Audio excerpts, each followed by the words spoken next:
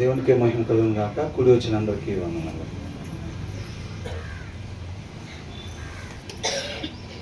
సామెతలో 18వ అధ్యాయం.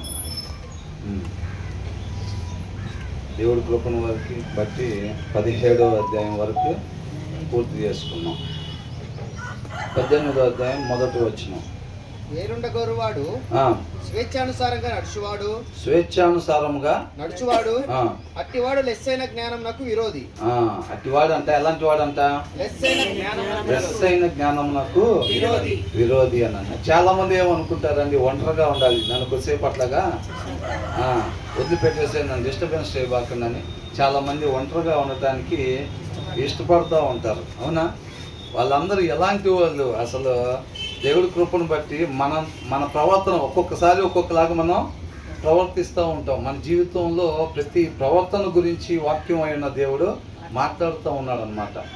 ఎలా ఉండాలి, ఇలాంటి ప్రవర్తన కలిగిన వాడు వాళ్ళ హృదయం ఎలా ఉంటుంది, వాళ్ళ ఆలోచన ఎలా ఉంటుంది, ఇవన్నీ కూడా వాళ్ళ వల్ల వాళ్ళకి మేలు కలిగిద్దా, ఎదుటి వాళ్ళకి మేలు కలిగిద్దా లేదా అనేది కూడా ప్రతి విషయం గురించి వాక్యం మాట్లాడుతూ ఉంటుంది అన్నమాట. ఎన్ని సంవత్సరాల క్రితం రాయబడిందండి వాక్యం, అవునా కదా? నేటి దినాలకు కూడా ఇప్పుడు కూడా ఏమనుకుంటారు చాలామంది, కొంత సమయం నేను ఒంటరిగా ఉండాలి, ప్రశాంతంగా ఉండాలి, జనాల నుంచి కొంచెం దూరంగా ఉండాలి అని అనుకుంటూ ఉంటారు. అలా అనుకునే వాళ్ళ వ్యక్తిత్వం ఎలాంటిది, వాళ్ళ మనస్తత్వం ఎలా ఉంటుంది, వాళ్ళు ఎలాంటి ఆలోచనలు కలిగి ఉంటారు అనేది కూడా చక్కగా వాక్యమైన దేవుడు మాట్లాడుతూ ఉన్నాడు అన్నమాట. దాన్ని బట్టి మనం అర్థం చేసుకుంటూ ఉండొచ్చు, అవునా? సరి చేసుకుంటూ ఉండొచ్చు అన్నమాట చక్కగా. ఇక్కడ ఏమంటున్నాడంటే, an unfriendly person pursues selfish ends అని అంటున్నాడు. అర్థమవుతుందండి? ఇక్కడ ఒక వ్యక్తి గురించి మాట్లాడుతున్నారు. ఎవరంటే ఆ వ్యక్తి? అన్ఫ్రెండ్లీ పర్సన్ అని చెప్పి రాశారు. అవునా? మన ఫ్రెండ్లీ పర్సన్ గురించి చూసాం. ఎక్కడ? 17వ అధ్యాయం 17వ వచనంలో ఏమనుంది?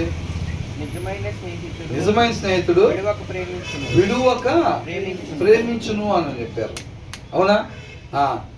ఏ friend loves in all times అని చెప్పారు. అంటే ఆపదలో ఉన్నప్పుడు కూడా తను ప్రేమించేవాడు, అంటే మంచి సమరయుడిలాగా ఉండాలి, అంతే తప్ప ఈ లోక స్నేహం లాగా ఉండకూడదు. ఈ లోకంలో చాలా మంది ఏం చేస్తారు, అవసరతలు ఉన్నప్పుడు స్నేహం చేసేవారుగా, అవతల ఎల్లుండి ఏదైనా అవసరం పడిద్దంటే ఇప్పటి నుంచే మంచిగా పలకరీయటం, ఇప్పటి నుంచే మంచిగా ఉండటం, అలాంటివి చేస్తారు. ఎందుకని?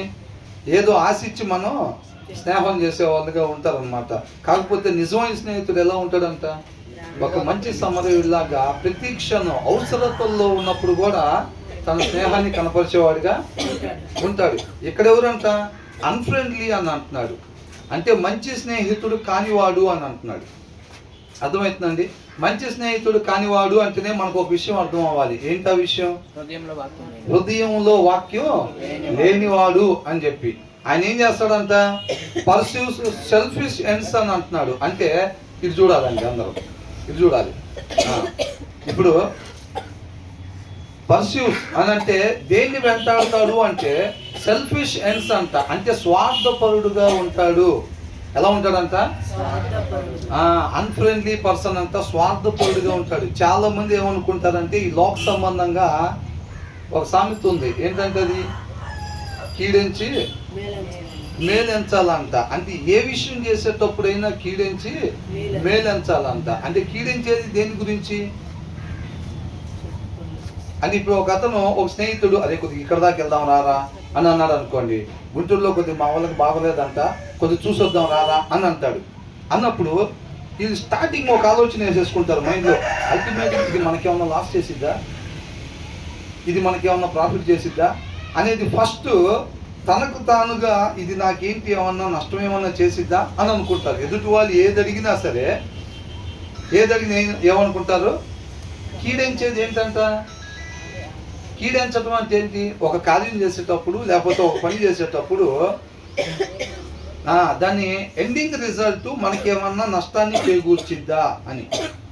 ఇక్కడ దాకా వెళ్ళొద్దాం రా, ఆటో దగ్గరికి దాకా వెళ్ళొద్దాం రా అని ఎవరైనా అడగగానే ఏమనుకుంటారు, ఏమాలోచిస్తారు? దానివల్ల మనకేమన్నా నష్టం కలిగిద్దా అని ఫస్ట్ ఒకసారి ఆలోచన చేసుకొని తర్వాత ఏం నష్టం లేదు అని అనుకుంటే సరే పదరా వెళ్దాం అని అంటారు. అవునా? అరే ఓ పని ఇట్లా చేద్దాంరా, మనం నెక్స్ట్ సండే ఇట్లా చేద్దాంరా అని అనుకోగానే ఎమ్మటి ఏమనుకుంటారు, దానివల్ల మనకి ఏమైనా నష్టం జరిగిద్దా అని చూసుకుంటారు. ఏమి నష్టం లేదు అని అనుకుంటే ఏం చేస్తారు, సరే అన్న చేద్దాం ఆ పని, మనం బాగానే ఉంది, నువ్వు చెప్పిన ఐడియా బాగానే ఉంది. ఎప్పుడు బాగుంది, ఒకసారి మనతో చూసుకొని మనకేమి నష్టం లేదు, దానివల్ల మనమేమి నష్టపోవట్లేదు అని అనుకున్నప్పుడు సరే అన్న చేద్దాం ఆ పని, అట్లయితే మంచిదే నువ్వు చెప్పింది అని అంటారనమాట.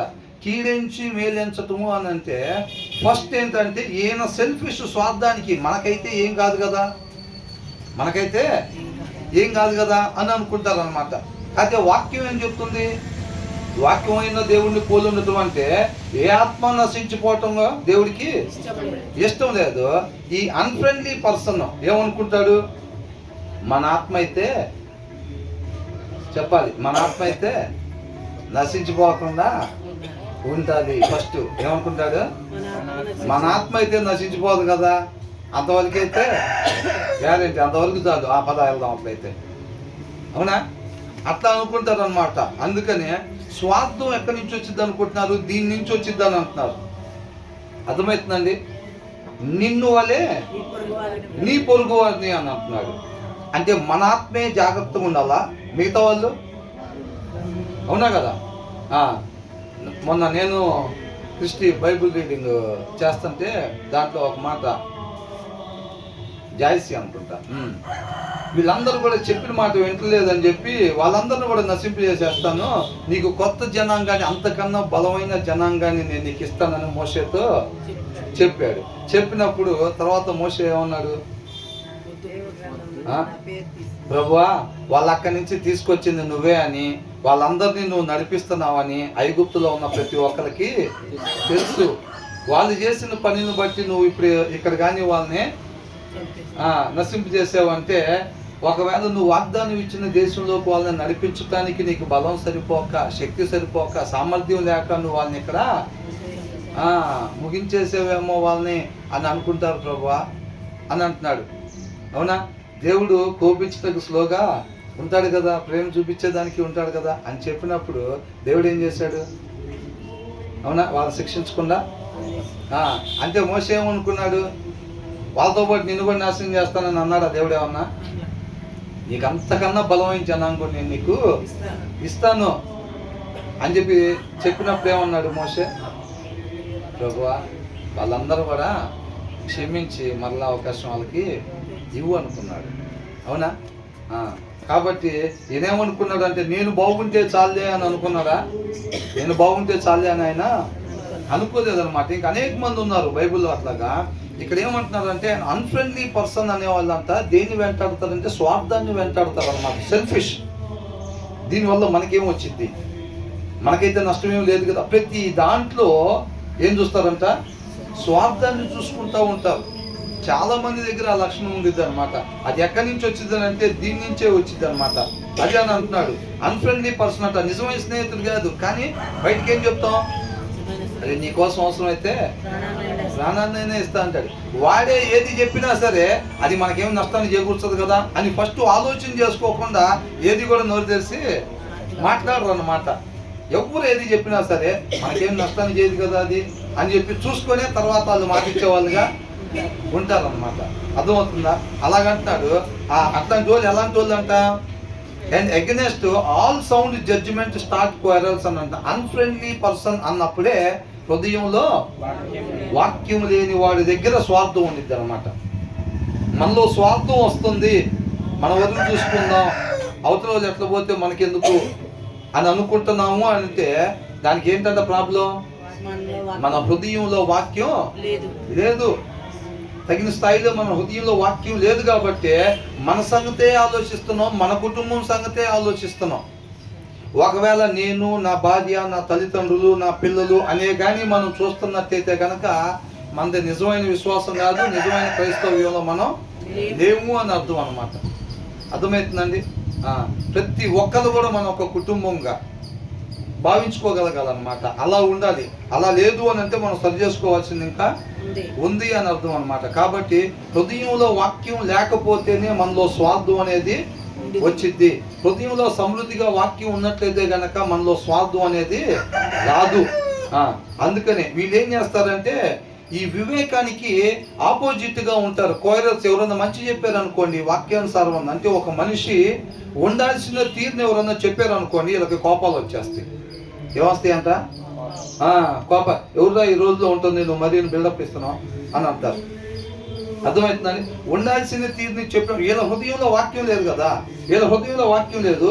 వాక్యానుసారమైంది ఎవరన్నా చెప్పారంటే చాలు వీళ్ళకి చిరాకులు బొరాకులు వచ్చేసి కోప్పడిపోతూ ఉంటారు. అందుకనే అంటున్నాడు, and unfriendly person perceives selfish ends and against అంటే వ్యతిరేకంగా ఆల్ సౌండ్ జడ్జిమెంట్ స్టార్ట్స్ క్వైరల్స్ అంటున్నారు. వాక్యానుసారమైంది ఏది చెప్పినా సరే వీళ్ళకి చిరాకులు బొరాకులు. భార్య ఏదైనా పొరపాటునట్లు మాట్లాడింది అనుకోండి, అలా మనం మాట్లాడకూడదు కదా, అలా ఎవరు మాట్లాడకూడదు కదా అని అనగానే వాళ్ళు రిసీవ్ చేసుకునేటట్టుగా ఉండరు. ఒకవేళ భార్య మాట్లాడినప్పుడు భర్తకు అట్లా అనిపిస్తుంది అనుకోండి, ఏంటి ప్రాబ్లం? ఆ భర్త హృదయంలో సరిపడా వాక్యం లేదు అని అన్నమాట. అంతేలే కానీ మన వరకు చూసుకోవాలి. వాళ్ళ పాపం లేదు ఇట్లా గిద్దామని అంటే మనకు వచ్చే నెలకి ఏంటి, ఈ నెలకు ఉన్నదా కానీ వచ్చే నెలకు కూడా కావాలి కదా. వాళ్ళకి ఈ పూట తినడానికి లేదంటే మనం ఎక్కడ దాకా చూస్తున్నాం? వచ్చే నెలకి లేదు కదా. హృదయంలో వాక్యం లేకపోతే ఆ స్వార్థం అనేది తయారైపోయింది. ఒకవేళ వచ్చే నెలకు కూడా వచ్చింది అనుకో, ఏమంటారు వాళ్ళు? హృదయంలో వాక్యం లేనోడు కాబట్టి ఆ పై వచ్చే నెలకి కావాలి కదా, వాళ్ళకి ఇస్తే ఎలాగా అని అంటాడు. సరే దేవుడు పై వచ్చే నెలకు కూడా ఇచ్చాడు అనుకోండి, ఎందుకని అలాగంటాడు? హృదయంలో వాక్యం లేదు కాబట్టి తన వడికి చూసుకుంటున్నాడు. చాలా మంది దొంగసాటికి వెళ్ళి బైబిల్ చదువుకుంటూ ఉంటారు. దొంగసాటికి అంటే రహస్యంగా చదువుకోకూడదని కాదు నేను చెప్పేది. రహస్యంగా ప్రార్థన చేసుకోవాలి, చక్కగా ఇండివిజువల్గా వాక్యం చదువుకోవాలి. కానీ పక్కన వాళ్ళకి చెప్పే అవకాశం ఉన్నప్పుడు వాళ్ళకు కూడా చెప్పాలన్నమాట. వాళ్ళు ఉండలేరు. వాళ్ళ లోపల నిజమైన సత్యం కానీ ఉన్నట్లయితే కనుక వాళ్ళు చెప్పకుండా ఉండలేరు అనమాట. కొంతమంది ఏం చేస్తారంటే లోక సంబంధంగా ఉండి వాళ్ళు సైలెంట్గా వెళ్ళి చదువుకున్నాం, వీళ్ళకి చెప్పకూడదు, సైలెంట్గా మనం మేఘాల మీద వెళ్ళిపోవాలి దేవుడితో పాటు, వీళ్ళు ఎక్కడే ఉండిపోతే బల్లే ఉండిద్ది అనుకునే వాళ్ళని తీసుకెళ్తాడు దేవుడు. అసలు తీసుకెళ్దాం. ఇప్పుడు నేను ఇంటికి బైబిల్ చదవటానికి వెళ్తాను, అప్పుడు దాకా మాట్లాడుకుంటారు, ఇద్దరు బాగానే ఉండిద్ది. ఇంటి పక్కన వాళ్ళు ఆమె కావచ్చు, లేకపోతే ఆఫీస్లో ఉన్న అతను ఈయన కావచ్చు, అప్పుడు దాకా మాట్లాడుకొని ఇంటికి వెళ్ళి బైబిల్ చదువుకుందాం అని అనుకున్నాడు అనుకోండి, తనతో కూడా ఒక మాట చెప్తాడా లేదా? అది ఎందుకు వచ్చే బైబుల్ చదువుకుందాం అనుకుంటున్నాను కదా, నువ్వు కూడా ఒక కుదిరితే కనుక వెళ్ళి బైబుల్ చదువుకో, మన రోజు బైబిల్ చదవాలి అని. అమ్మో ఆమె చదివేసిద్దేమో అట్లా చెప్తే, ఆయన చదివేస్తాడేమో అట్లా చెప్తే. ఒకవేళ నేను 5 అధ్యాయాలు చదివి ఆపేస్తాను, 10 చదివారు అనుకో, వాళ్ళు వెళ్ళిపోయి నేను మిగిలిపోతానేమో. కాబట్టి మనం స్కూల్లో అంతేగా చేసేది. స్కూల్లో ఏం చేస్తారు, వాళ్ళు సైలెంట్గా చదువుకొని ఏం చదవలేదు అసలు, రాత్రి ఏం చదవాలి, వారం నుంచి చదవట్లేదు అసలు, వారం నుంచి భయంకరంగా చదువుకుంటూ ఉంటారు. ఏం చెబుతారు పక్కన వాళ్ళకి? అసలు ఏం చదవట్లేదు, బుక్ అసలు తినేదిట్లేదు మేము, ఏంటో మరి 4 రోజులు అయిపోయింది చదవకుండానని చెప్తూ ఉంటారు చాలామంది. అని నిజమైన అనుకోవట్లే, ఆ అమ్మాయి కూడా చదవట్లేదు కదా, సరేలే మనం చేతికి చదివేది ఏముంది అట్లయితే అని అనుకుంటారు, ఆడుకుంటారు ఇంటికి పోయి. అది అసలు రాత్రి 2 దాకా చదివానంటే, అమ్మ బాబోయ్ 2 దాకా చదివిందంటే చాలా పాఠాలు చదివే ఉంటుంది, ఇప్పుడు మన ఇంటికి వెళ్ళి చాలాసేపు సాయంత్రం దాకా చదువుకోవాలి అని అనుకుంటారు కదా. అట్లా చదివిద్దామా అని చెప్పాలి, ఏంది చెప్పరు అసలు. అది కాదు నిజమైన ఫ్రెండ్షిప్ అంటే, అదే నిజమైన ఫ్రెండ్షిప్ అది కాదనమాట. ఇవన్నీ చాలామంది ఏం చేస్తారంటే హృదయంలో వాక్యం లేకుండా అక్కడ ఇక్కడ ఎన్నో వాళ్ళు ఏం చేస్తారంటే వాక్యం ఈమని ఉంది, ఏం చేస్తాం ఈగ తప్పట్లా అనుకుంటారు. నేను ఇస్తేనేనంట నేను నిత్య జీవానికి పోయేది అక్కడ. అసలు మీరంటే నాకు అసలు గిట్టదు, మీ గీయటానికి అసలు మనసు ఒప్పదు, కాకపోతే నేను ఇస్తేనేనంట నన్ను మేఘాల మీద తీసుకెళ్ళేది, ఏం చేస్తాం అంట రాశారు అక్కడ. తప్పట్లా, ఇగో పట్టుకోండి, ఏంటంట ఇగో పట్టుకోండి, ఇగో పట్టుకోండి, ఇగో పట్టుకోండి అని చెప్పి ఇచ్చి రాసే ఉంటారులే, తినండి బాగా పీకల దాకా అని అనుకుంటారు. ఈ పోతే నాకు లేదు అక్కడ ప్లేస్ ముందు, అందుకని ఈతమే లేకపోతే మీకెవరు ఇస్తారు అసలు అని చాలా మంది అనుకుంటారు. అక్కడ ఇచ్చేవాడు ఒక్క అక్షరం కూడా రాయరు అక్కడ. ఏంటంట ఒక్క అక్షరం కూడా మన సొమ్మంతా తింటున్నారు ఈ ఫుట్పాత్ మీద వాళ్ళు అనుకుంటా, తీసుకొని వెళ్ళి నువ్వు ఏది పంచి పెట్టినా నీ ఆస్తి అంతా తీసుకెళ్ళి ఇచ్చినా ఒక్క అక్షరం కూడా పైన రాయరు. అది చూసుకోవాలి. ఆయనలాగా తెలుసుకుంటే ఇవన్నీ మనలో ఉండవు అన్నమాట. అర్థమవుతుందండి. కాబట్టి మనం జాగ్రత్తగా చూసుకోవాలి. నిజమైన స్నేహితుడు కానివాడంతా స్వార్థంగా ఉంటాడు అన్నమాట. ఎప్పుడైనా మన వాడికి చూసుకుంటూ ఉంటాడు. ఫస్ట్ మన కుటుంబం వారికి చూసుకుంటూ ఉంటారు. కొంతమంది చూడండి, పిల్లలు ఆడుకుంటూ ఉంటారు, ఏదో వరకు పిలిచి ఏయ్ చదువుకోరా అని అంటూ ఉంటారు. పక్కన అదే పిల్లలు ఉంటారు, వాళ్ళకి మాత్రం చెప్తారు రాదు. ఎందుకని చెప్తే వాళ్ళు కూడా బాగుపడిపోతారేమో అని చెప్పి. అవునా? అరే ఇది పెట్టుకో అది పెట్టుకో అని అంటారు. కానీ వీళ్ళ పిల్లల వరకే చెప్తూ ఉంటారు, మిగతా వాళ్ళకి వాళ్ళు కూడా వీళ్ళతో పాటే ఉంటారు పక్కన, అయినా వాళ్ళకి మాత్రం చెప్పరు. 5 పిల్లలు ఆడుకుంటూ ఉంటారు, అరే రోడ్డు మీద మాత్రం బాబాకి అంటూ ఉంటారు. మిగతా పిల్లలకి ఎవరికి చెప్పరు. వాళ్ళు ఎట్టపోయినా కానీ రోడ్డు మీదకి పర్వాలేదు అనుకుంటూ ఉంటారు. అది స్వార్థం అన్నమాట. అర్థమవుతుందండి.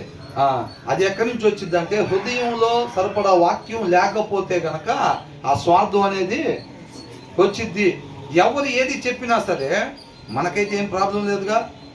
నాకు నా భార్యకి నా పిల్లలకైతే ప్రాబ్లం ఏమీ లేదు కదా. అది ఒకసారి చెక్ చేసుకొని అయితే ఓకే పద అని అంటారు. చూసారా? వాళ్ళ హృదయంలో వాక్యం లేని వాళ్ళు. అవసరమైతే నష్టపోయి అయినా సరే మనం అర్పణిచ్చేవారుగా ఉండాలంట. అవునా? ఆ 2 నాణ్యాలు వేసినామా, ఆమెకాడ ఇంకెంత ఉన్నాయంట? ఉన్నది మొత్తం వేసేసి అది అర్పణ. అవునా? ఇబ్బంది లేకుండా ఉండవు. ప్రతిసారి సమృద్ధిలో నుంచే ఇచ్చే పరిస్థితి ఉండదు. ఒక్కొక్కసారి పరిశుద్ధాత్ముడు ప్రేరేపించినప్పుడు ఇవ్వాల్సి వచ్చింది. ఈ నెల వరకే మన దగ్గర ఉండొచ్చు. పరిశుద్ధాత్ముడు ప్రేరేపించినప్పుడు అవసరం అయితే మనం ఎంత ఇవ్వాలో అంత ఇవ్వాల్సిన అవసరం వస్తే ఇచ్చేయటమే, అంతే.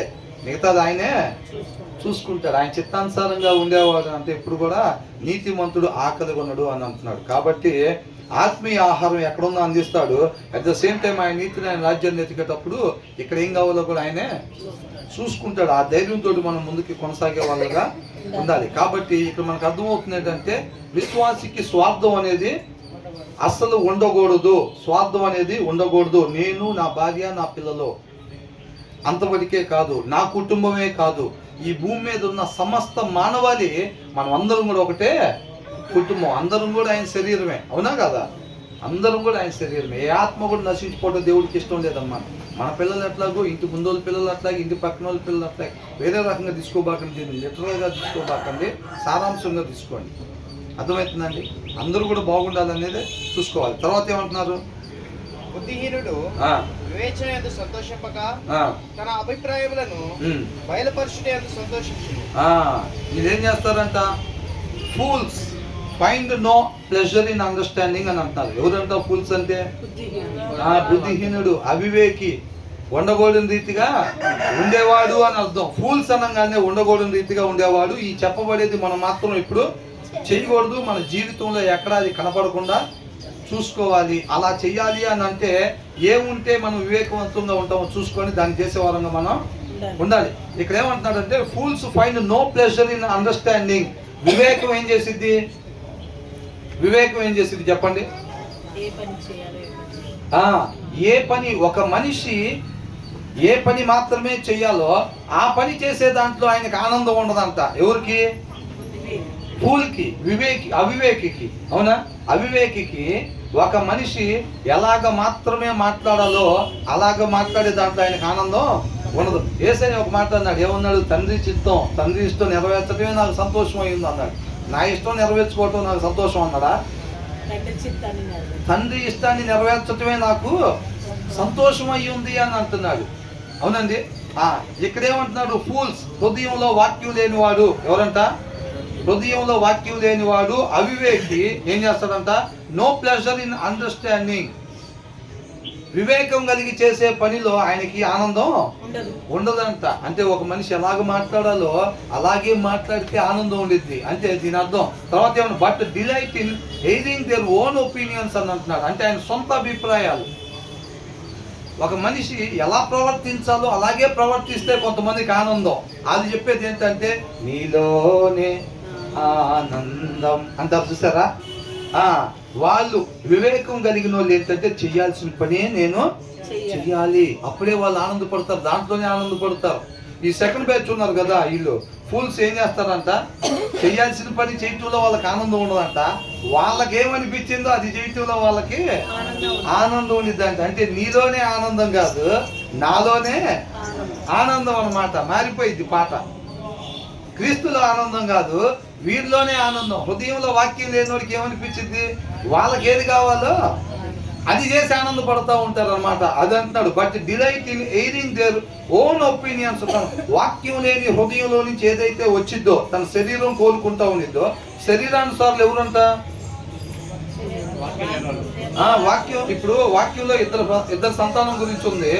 ఒకటి వాక్యాన్ని అనుసరించే వాళ్ళు, దేవుడి పిల్లలు ఆత్మను అనుసరించే వాళ్ళంతా దేవుడి పిల్లలు అనబడతారు, నీతిమంతులు, వాళ్ళు నిత్య జీవంలో ఉండేవాళ్ళు.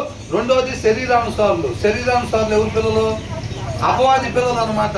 రేపు నిత్య నరకాగ్నిలో ఉంటారు. ఎవరు, శరీరానుసారులు, శరీరాన్ని అనుసరించే వాళ్ళు అని. ఈ ఫూల్స్ అని ఎందుకన్నారంటే ఇలా హృదయంలో వాక్యం లేదు. హృదయంలో వాక్యం లేనప్పుడు ఇలా నడిపించేది ఏంటి,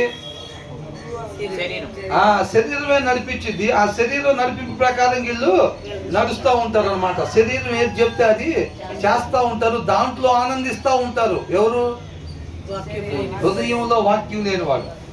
అర్థమవుతుందండి. హృదయంలో వాక్యం ఉంటే గనక మనం ఏ పని చేయాలి, ఎలా ప్రవర్తించాలి, మనిషి అన్న వాళ్ళు అలాగే ప్రవర్తించి దాంట్లో ఆనందించేవాడిగా ఉంటాడు. హృదయంలో వాక్యం లేనివాడు ఏం చేస్తాడంట, తన శరీరం ఏది చెబుతుంటే దాని ప్రకారంగా నడుచుకుంటాడు. అలా నడుచుకొని ఆనందపడుతూ ఉంటాడు అనమాట.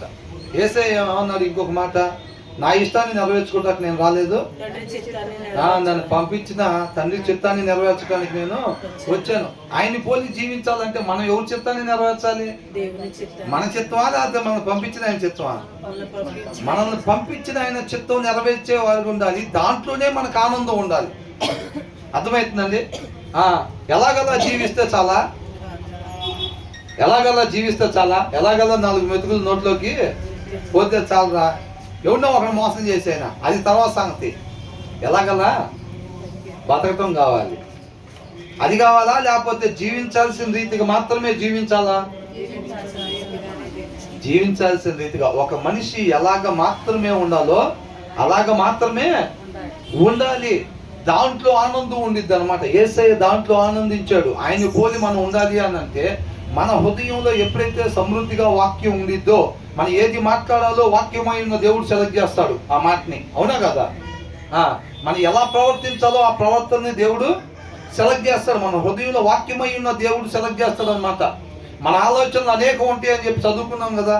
మన ప్లాన్లు అనేకం ఉంటాయి, కానీ చేయాల్సింది మాత్రమే చేయాలని అంటే అది వాక్యమై ఉన్న దేవుడే దాన్ని సెలెక్ట్ చేసి మనలో నుంచి బయటికి ఆ ప్రవర్తన కానీ, ఆ మాటను కానీ, ఆ చూపుని కానీ ఆయనే పంపించాలన్నమాట. దాంట్లో ఆనందించాలి తప్ప మనం హృదయంలో వాక్యం పెట్టుకోకుండా మన శరీరం ఏది కోరుకుంటుంటే దాన్ని ఇచ్చేసి దాంట్లో ఆనందించేవారుగా ఉండకూడదు అని అంటున్నాడు. అర్థమైందండి. హృదయంలో వాక్యం లేకుండా ఉండాల్సిన రీతిగా మాత్రమే ఉండటం అది మనిషి వల్ల అయ్యే పని కాదు. అర్థమవుతుందండి. హృదయంలో వాక్యము లేకుండా, హృదయంలో వాక్యం లేకుండా మనిషి ఉండాల్సిన రీతిగా మాత్రమే ఉండటము, మాట్లాడాల్సిన రీతిగా మాత్రమే మాట్లాడటం మనిషి వల్ల అయ్యే పని కాదు. మన దగ్గర అనేక మాటలు ఉంటాయి, లోపల అనేక ప్లాన్లు ఉంటాయి, కానీ చెయ్యాల్సింది మాత్రమే చెయ్యాలంటే అది వాక్యమై ఉన్న దేవుడే సెలెక్ట్ చేసి పంపించాలి. మనం ఎక్కడ అడుగు పెట్టాలో అడుగు పెట్టాల్సిన దగ్గర మాత్రమే అడుగు పెట్టాలంటే ఆయన సహాయం అవసరం. వాక్యమై ఉన్న దేవుడి సహాయం అవసరం. మాట్లాడాల్సింది మాత్రమే నేను మాట్లాడాలంటే ఆ మాటని పికప్ చేసి బయటకు పంపించాల్సింది వాక్యమై ఉన్న దేవుడే. హృదయంలో వాక్యం లేకపోతే ఏమైందంటే ఏది పడితే అది మాట్లాడతాం, ఏది పడితే అది ప్రవర్తిస్తాం అన్నమాట. హృదయంలో వాక్యం లేనివాడంట శరీరం ఏది చెప్తే దాన్ని చేసి దాంట్లో ఆనందిస్తారనమాట. పాపిష్టోళ్ళు అంటే ఏంటి, పాపాలు చేసేవాళ్ళు ఏంటి, వాళ్ళు దేంట్లో ఆనందిస్తారు? శరీరం చెప్తుంది మత్తు కావాలని చెప్పి వాళ్ళ మత్తుని తీసుకొచ్చి ఆ శరీరానికి అందించి దాంట్లో ఆనందిస్తూ ఉంటారు వాళ్ళు. హృదయంలో వాక్యం లేని వాళ్ళు. హృదయంలో వాక్యం కలిగిన వాళ్ళ దగ్గర డబ్బులు ఉంటాయి, ఆ మత్తు అనేది ఏంటో తెలుసు, అయినా సరే వాళ్ళు దాన్ని దగ్గరికి రానిరు అనమాట. వాళ్ళు దీంట్లో ఆనందించే వాళ్ళు ఉంటారు. ఒక మనిషి ఏ రీతిగా మాత్రమే ఉండాలో ఆ రీతిగా మాత్రమే ఉండి యేసయ్యలాగా ఆయన చిత్తాన్ని నెరవేర్చడమే నాకు సంతోషం అయి ఉంది అని అన్నాడు. ఈయన ఇష్టాన్ని నెరవేర్చుకోవటం కాదు ఈయన సంతోషం, మనకు కూడా ఏంటంట, మన శరీరం ఏదైతే చెప్తుందో దాన్ని చేసి ఆనందించేవారుగా ఉండకూడదు. మనలో కాదు ఆనందం ఉండాల్సింది, ఆయనలో ఆనందించేవారుగా. మరలా చెప్తున్నాను, ఆయనలో ఆనందించుడి అని అంటున్నాడు. ఎవరిలో అంటే మనలోనా? దేవునిలో ఆనందించుడి అని అంటున్నాడు. అర్థమవుతుందండి? హృదయంలో వాక్యం ఉన్నప్పుడు ఏమవుతుందంటే చేయాల్సిన పని మాత్రమే చేసి మనం ఆనందించేవారుగా ఉంటాం తప్ప, లేకపోతే సొంత అభిప్రాయాలు. కొంతమంది మాట్లాడేటప్పుడు చూడండి ఏమంటారో, ఎంతకాడికి నాకేమనిపించింది అంటే అసలు అని అంటూ ఉంటారు. నేనైతే అసలు ఏం చేస్తానంటే అంటూ ఉంటారు. ప్రతిదీ కూడా వీళ్ళు ఏం చేస్తారు, వీళ్ళ అభిప్రాయాలు. ఇక్కడ అదే చెప్తున్నాడు, but delight in airing their own opinions అని అంటున్నాడు. అర్థమవుతుందండి? Their own opinion. తెలుగులో ఏమైనా ఉంది అక్కడ? 18:2 తన అభిప్రాయంలో బయలుపరిచేందు సంతోషించు. ఏం చేస్తాడంట? హృదయంలో వాక్యం లేనివాడంట తన అభిప్రాయాన్ని బయలుపరిచే విషయంలో సంతోషిస్తాడంట. ఎప్పుడైనా మనం ఒకరితో మాట్లాడేటప్పుడు, ఒకరికి సలహా ఇచ్చేటప్పుడు దాన్ని ఎక్కడి నుంచి తీయాలి? మనకు వాక్యమే మన జీవిత ఏమంటారు పరిమాణమేగా. మన జీవిత విధానం ఏం కావాలంటే వాక్యాన్ని అనుసరించడమే కావాలి. అదే మనకు పరిమాణం. దాంట్లో నుంచి కాకుండా ఏది కూడా వేరేది మనం తీయటానికి వీలు లేదు. అది మంచికి దారి తీయదు అనమాట. కాబట్టి ఎవరన్నా అదే ఇట్లా ఉందో పరిస్థితి ఏం చేస్తే బాగుంటుంది అంటావు అని అంటే, నీ లోపల చూసారా పాకెట్, ఇన్సైడ్ పాకెట్. ఏమిటా పాకెట్? హృదయం. దాని లోపల సమృద్ధిగా ఎప్పుడు వాక్యం ఉంటుంది కదా. ప్రతి దాని గురించి దాంట్లో ఉండి ఇది ఎలా చేయాలి, ఎలాగా చేయకూడదని. అప్పుడు అదే ఏం చేయాలో ఈ పరిస్థితుల్లో అంటే, నువ్వు పాకెట్లో చేయి పెడతావు కదా బయట, అవునా? అట్లాగా లోపల చేయబెట్టి ఆ వాక్యంలో నుంచి మనం తీసి ఏం చేయాలో ఆ ఐడియా చెప్పాలి, ఆ మాట చెప్పాలి, ఆ ప్రవర్తన మనం వాళ్ళకి సహాయం చేయాలి.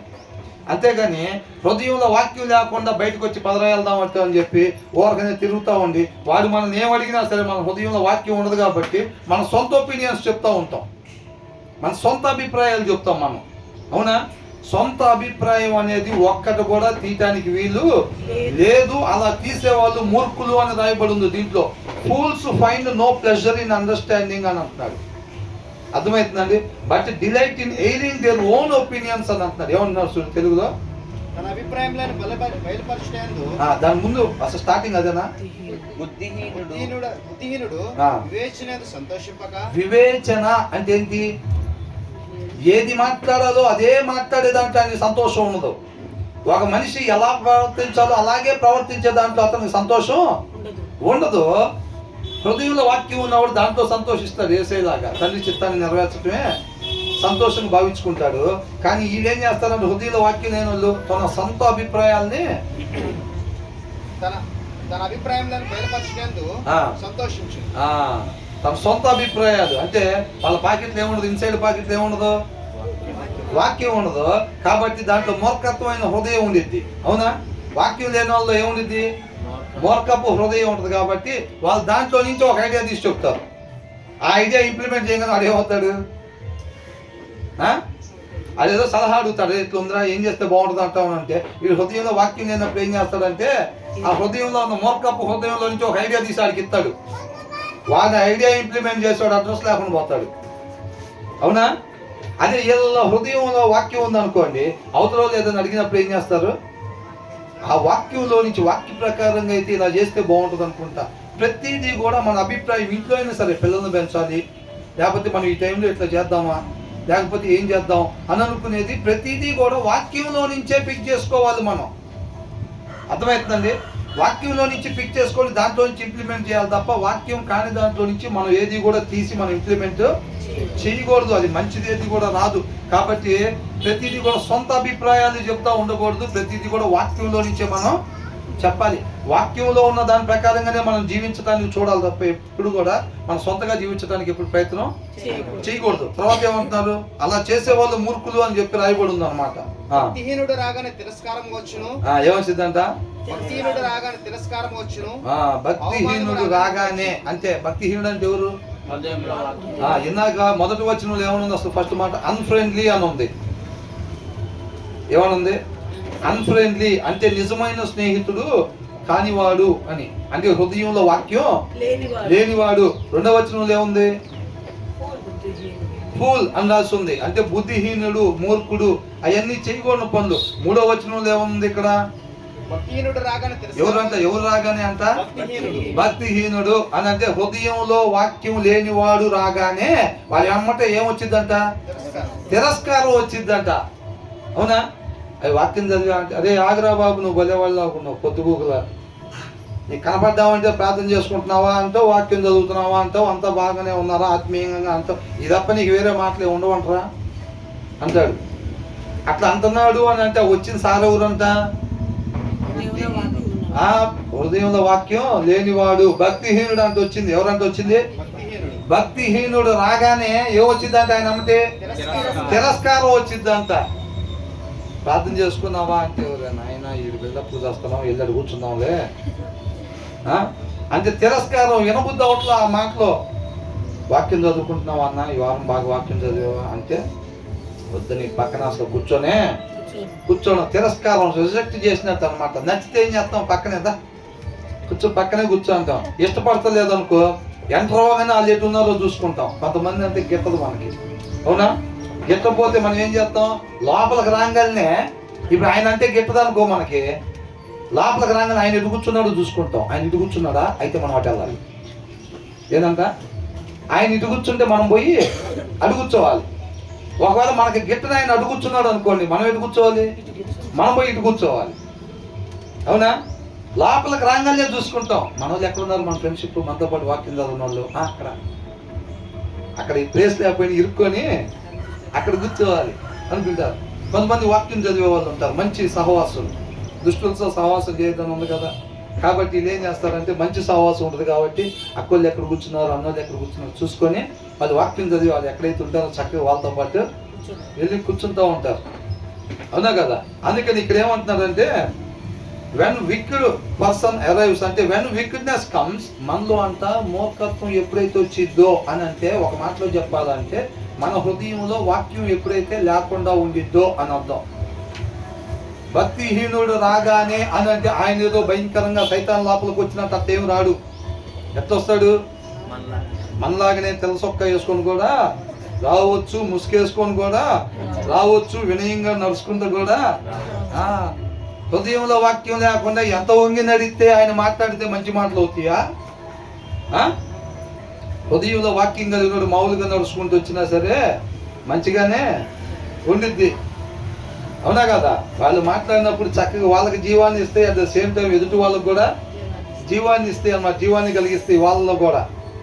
హృదయంలో వాక్యం లేకుండా వస్తే వాళ్ళు ఎంత నీట్గా టక్కు గిక్కు చేసుకొని వచ్చినా సరే ఎవరు వచ్చినట్టు? భక్తిహీనుడు వచ్చినట్టే. ఆ భక్తిహీనుడు రాగానే ఆయనతో పాటు ఏమొచ్చిందంట? తిరస్కారం వచ్చి చెప్పే పని ఏమి లేదు. మనిషి వెనకాల నీడ ఎట్లాగైతే వచ్చిద్దో, హృదయంలో వాక్యం లేనోడు వెనకాల తిరస్కారం అలాగే వచ్చింది. ఎమ్మడబడి వస్తానే ఉంటుంది. ఎక్కడ ఈయన నీళ్ళలోకి పోయినా కానీ ఆ నీళ్ళలోకి ఉండిద్ది ఆ తిరస్కారం. ఈయన గాలిలోకి ఎగిరినా సరే ఆ తిరస్కారం ఎక్కడ ఉంటుంది? ఈయనతో పాటు గాలిలో ఎగిరిద్ది. ఈయన బస్సులో పోతుంటే, ఈయన ఆటోలో పోతుంటే ఆటోలో కూడా వచ్చింది ఆ తిరస్కారం అనేది. మంచి మాటలు వాక్యంలో నుంచి ఎవరన్నా ఒక మాట చెప్పారంటే వీళ్ళకి ఏమైతే చిరాకులు బొరాకులు వచ్చేస్తాయి అమ్మటే. ఇంకా ఎక్కడ లేని చిరాకులు వస్తాయి అంతే. ఏమండి బయటకు అనంగా ఏమనిపింది, అమ్మో వీళ్ళు బయటకు ప్రోగ్రామ్ సెట్ చేసేటట్టు ఉన్నారు, కనీసం ఒక 1000 అవుతాయి అని చెప్పి అసలు ఎవడు ఇక్కడ వేసింది ఇది ఏంటి, ఇది ఇల్లేనా లేకపోతే ఇంకేమన్నా అంటారు.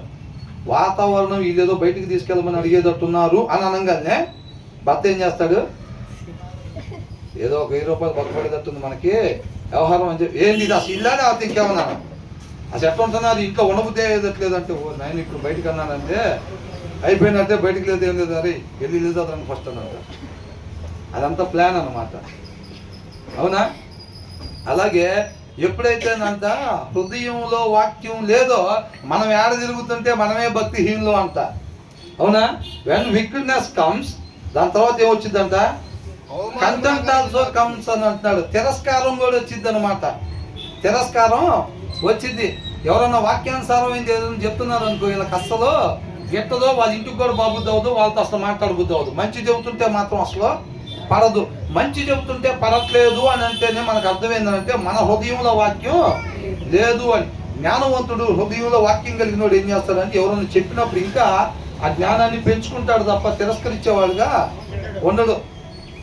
ప్రార్థన చేసుకున్నాడు, వాక్యం చదువుతాం లేదు, పొద్దుగులు వాక్యం ప్రార్థన చేస్తాం, చేసుకుంటాం లేదు అసలు అని అన్నాడు. అంటే ఏం లేదు వాళ్ళ హృదయంలో, వాక్యం లేదనమాట. అందుకని ఇందాక మొదటి వచ్చిన చూసాం, ఏమనుంది? అన్ఫ్రెండ్లీ పర్సన్ అంతా ఏం చేస్తాడంట? సెల్ఫిష్, స్వార్థపరుల్లాగా ఉంటాడు. వాళ్ళకి వివేకం కలిగిన వాటి పట్ల అంతా వ్యతిరేకంగా వివాదాలు పెట్టుకునేవాడిగా ఉంటాడు అని అంటున్నాడు. కాబట్టి ఇక్కడ ఏమంటున్నాడంటే 3వ వచనంలో, ఎప్పుడైతే హృదయంలో వాక్యం లేకుండా ఉంటారో ఆటోమేటిక్గా తిరస్కారం వచ్చిందంట. మనం ఒకవేళ పుట్టి క్రైస్తవులం అయితే బాప్తిసం తీసుకొని 15 సంవత్సరాలు అవుతుంది అనుకోండి, ఒకవేళ వాక్యం చెబుతా ఉంటే ఏదైనా కానీ వ్యక్తిగతంగా మన హృదయంలో దేవుని వాక్యం చెప్పే వాళ్ళకి కూడా ఒక విషయంలో చాలా జాగ్రత్తగా ఉండాలి. ఏం చెబుతాం అక్కడ దాని మీద ధ్యాస పెట్టాం అనుకోండి, చెప్పాల్సింది వచ్చింది, నీలో బలం ఉండదు. అర్థమవుతుందండి? ఫస్ట్ ఎప్పుడైనా వాక్యం చెప్పడానికి సిద్ధపాటు అయ్యే వాళ్ళైనా సరే ఫస్ట్ వాళ్ళ హృదయంలో రాసుకోవాలి. దాన్ని వాళ్ళు చదివే ప్రతి మాట కూడా వాళ్ళ హృదయంలో రాసుకుంటా తర్వాత ఎదుటి వాళ్ళకి చెప్పినప్పుడు వాళ్ళ హృదయంలో రాయబడుతూ ఉండిద్ది అనమాట. అలా కాకుండా వాళ్ళ హృదయాల మీద ఏం రాద్దాం అన్న ధ్యాసతో వాక్యం తీసామనుకోండి, ఆటోమేటిక్గా వాళ్ళని ప్రేమిస్తున్నాడు కాబట్టి దేవుడు వాళ్ళకి కావాల్సింది అందిస్తాడు, నీ ద్వారా ఆయన అందిస్తాడు. కాకపోతే నువ్వు మాత్రం భ్రష్టుడు అయిపోతావు. ఇప్పుడు పౌలు గారు కూడా మాట అన్నారుగా, ఏమన్నాడు? అనేక మందికి నేను మంచి మార్గంలో నడిపించి నేను భ్రష్టుని కాకుండా ఉండేదాని కోసం అని అంటున్నాడు. కాబట్టి ఎప్పుడైనా సరే మనం ఆయన పాదాల చెంతకు వచ్చేటప్పుడు ఏంటంటే ఫస్ట్ మన హృదయాన్ని రాసుకోవటానికి ఇష్టపడి, వ్యక్తిగతంగా బలమైన సహవాసం మనకు లేకపోతే ఎంత భయంకరంగా ప్రసంగం చేసే వాళ్ళు కూడా ఆటోమేటిక్గా పడిపోతారు. ఇక్కడ బలం లేదనుకోండి, వ్యక్తిగతంగా బలం లేకపోతే ఎవరైనా అవుటే. కాబట్టి ఇక్కడ ఏమంటున్నాడంటే హృదయంలో వాక్యం లేకుండా ఎప్పుడైతే ఉంటారో ఆటోమేటిక్గా తిరస్కారం అనేది వచ్చేసింది. అది ఎవరన్నా కానీ, ఎంత పెద్దోళ్ళైనా కానీ, చిన్న వయసులో పెద్ద వయసులో కాదు, హృదయంలో వాక్యం లేదు అని అంటే కనుక చేయాల్సిన పనే చేయమని ఎవరన్నా చెప్పినా, మాట్లాడాల్సిన రీతిగానే మాట్లాడమని ఎవరన్నా చెప్పినా సరే చిరాకులు బొరాకులు వచ్చేసేస్తే, తిరస్కారం వచ్చేసిద్ది, రిజెక్షన్ వచ్చేసిద్ది. అంతేకాదు తర్వాత ఏంటంట, end with shame comes discourage అని అంటున్నాడు. అండ్ విత్ షేమ్, పాపం చేసేస్తారు. అంటే వాళ్ళు తిరస్కారం చేసి ఏం చేస్తారు? చేయకుండా పని. హృదయంలో వాక్యం లేనివాడు ఆటోమేటిక్గా, అంటే అది ఎలా జరిగిద్ది? హృదయంలో వాక్యం లేనివాడు చేయకుండా పని చేస్తాడు అని అనేస్తాం కదా. ఎలా చేస్తాడు అంటే ఇలా చేస్తాడు అన్నమాట. ఇంకొంచెం లోతులోకి ఒక మెట్టు లోపలికి వాక్యం అయిన దేవుడు మనకి చెప్తా ఉన్నాడు అనమాట. ఆటోమేటిక్గా తిరస్కారం వచ్చేసిద్ది. చేయకుండా పని ఎందుకు చేస్తాడు? హృదయంలో వాక్యం లేనివాడు అంటే వాళ్ళ స్వభావం వచ్చేసిద్ది అనమాట. తిరస్కరించే స్వభావం వచ్చేసిద్ది. ఎవరైనా మంచి చెప్పినప్పుడు ఏంటంటే రిసీవ్ చేసుకోలేకుండా మధ్యలో ఒకటి పడిపోయింది, హృదయంలో వాక్యం లేనివాడు. అప్పుడు వాళ్ళు ఏం చేస్తారంటే చేయకూడని పని చేస్తారు, మాట్లాడకూడని మాట మాట్లాడతారు. అప్పుడు చేయకూడదు చేసినప్పుడు పాపం చేసినట్టు కదా, మాట్లాడకూడదు మాట్లాడినప్పుడు పాపం చేసినట్టు. దాని వెనకాల ఎమ్మటే ఏమొచ్చిందంట? అవమానము వచ్చింది. చేయకూడని పని చేయంగానే రేపు తీర్పులు ఏమైంది? నిత్య జీవమా, నిత్య నరకమా? నిత్య నరకం వచ్చింది. రేపు మనం తీర్పులో అక్కడ నిలబడి ఉన్నప్పుడు ఎప్పుడైతే ఈయన తీసుకుని వెళ్ళి నిత్య నరకంలో వేయండి అని అనగానే వాళ్ళు గొప్పగా ఫీల్ అవుతారా, లేకపోతే అవమానంగా ఫీల్ అవుతారా? అవమానము. పాపము వెంబడి ఏమొచ్చిందంట? అవమానం వచ్చిందన్నమాట. అర్థమవుతుందండి? ఈ భక్తిహీనుడు రాగానే ఆయనతో పాటు ఏమొచ్చిందంట? తిరస్కారం వచ్చిందంట. అర్థమవుతుందండి?